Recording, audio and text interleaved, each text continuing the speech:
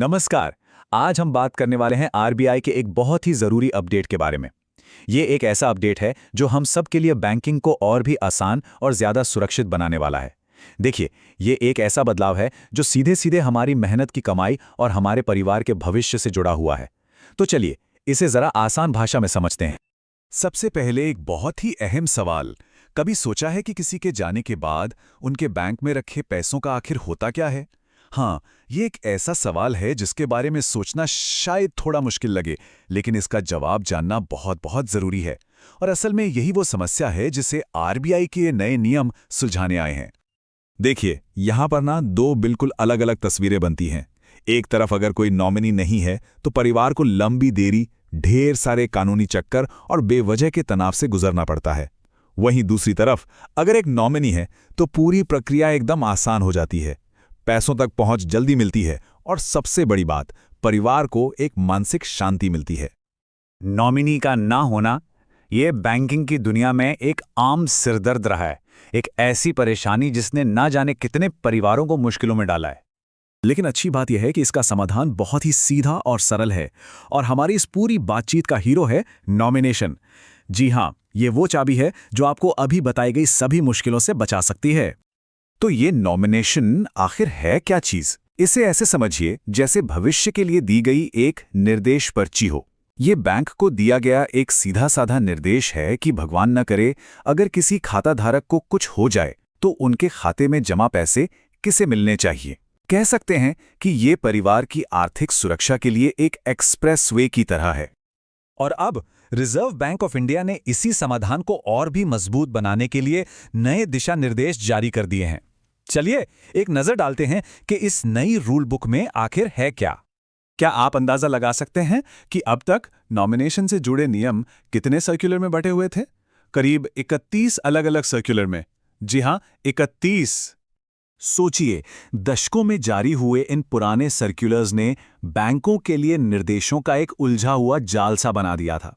इससे कंफ्यूजन पैदा होता था और अक्सर अलग अलग बैंकों में प्रक्रियाएं भी अलग अलग हो जाती थी। लेकिन अब एक बहुत बड़ा और जबरदस्त बदलाव आया है। उन सभी पुराने नियमों को सिर्फ एक नियम से बदल दिया गया है। तो सबसे जरूरी बात यह है कि 1 नवंबर 2025 से उन सभी 31 सर्कुलर्स की जगह सभी बैंकों के लिए सिर्फ एक बिल्कुल साफ और एक जैसी रूल बुक लागू होगी। इसका सीधा मतलब है हर ग्राहक के लिए ज्यादा स्पष्टता और एक जैसे नियम। अच्छा, तो इन नए और साफ नियमों का हम जैसे ग्राहकों के लिए क्या मतलब है? चलिए अब सबसे जरूरी हिस्से पर आते हैं, यानी कि हमारे अधिकार और बैंक की जिम्मेदारियां क्या हैं। आरबीआई ने अब बैंकों के लिए कुछ चीजें बिल्कुल अनिवार्य कर दी हैं। आपसे जब भी कोई नया खाता खोला जाएगा तो बैंक को नॉमिनेशन की सुविधा देनी ही होगी। उन्हें इसके फायदे भी साफ साफ समझाने होंगे, और साथ ही नॉमिनेशन के क्या लाभ हैं इसका प्रचार भी करना होगा। लेकिन यहां एक सवाल जरूर मन में आता है, अगर कोई नॉमिनी नहीं बनाना चाहता तो फिर क्या होगा? ये एक बहुत ही वाजिब चिंता है और आरबीआई ने इस पर भी पूरी क्लैरिटी दी है। नियम बिल्कुल साफ है। कोई भी बैंक सिर्फ इस वजह से किसी का खाता खोलने से मना नहीं कर सकता क्योंकि उन्होंने नॉमिनी बनाने से इनकार कर दिया है। हाँ, नॉमिनेशन के लिए प्रोत्साहित जरूर किया जाएगा, पर एक खाता खोलने के लिए कोई शर्त नहीं है। ये हर ग्राहक का अधिकार है। और हाँ, एक और खास बात, ये नियम सभी व्यक्तिगत खातों पर लागू होता है जिसमें छोटे कारोबारियों के प्रोप्राइटरशिप खाते भी शामिल हैं। तो ये उन सभी उद्यमियों और छोटे दुकानदारों के लिए एक बहुत ही महत्वपूर्ण जानकारी है। अब बात करते हैं बैंकों की तरफ से एक नई समय सीमा वाली जिम्मेदारी की। बस ये नंबर याद रखिए, 3। नए नियमों के मुताबिक जब भी कोई नॉमिनेशन के लिए अर्जी देता है तो बैंक को 3 वर्किंग डेज के अंदर एक लिखित रसीद यानी एक्नॉलेजमेंट देनी होगी। इससे ये पक्का हो जाता है कि आपका अनुरोध उन तक पहुंच गया है और उस पर काम शुरू हो गया है। और अगर मान लीजिए किसी वजह से नॉमिनेशन की रिक्वेस्ट खारिज हो जाती है तो भी बैंक को 3 वर्किंग डेज के अंदर ही लिखित में और स्पष्ट कारणों के साथ बताना होगा। ये पारदर्शिता ग्राहकों को किसी भी कमी को समझने और उसे ठीक करने का मौका देती है। एक और बड़ा ही प्रैक्टिकल बदलाव जो अब से देखने को मिलेगा वो है हमारी पासबुक, स्टेटमेंट या एफडी की रसीद पर।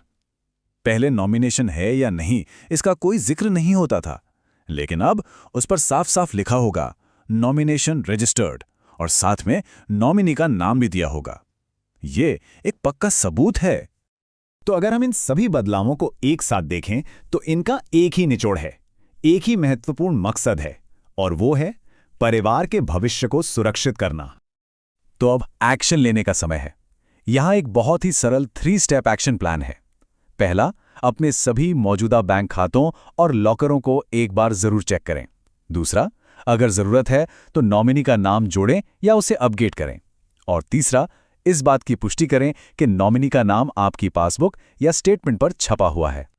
और अंत में बस यही एक सवाल खुद से पूछना है, क्या परिवार का वित्तीय भविष्य सुरक्षित कर लिया गया है? याद रखिए, नॉमिनेशन सिर्फ एक फॉर्म भरने की प्रक्रिया नहीं है, ये अपने प्रियजनों के प्रति हमारी एक बहुत बड़ी जिम्मेदारी है। इस पर जरूर सोचिएगा।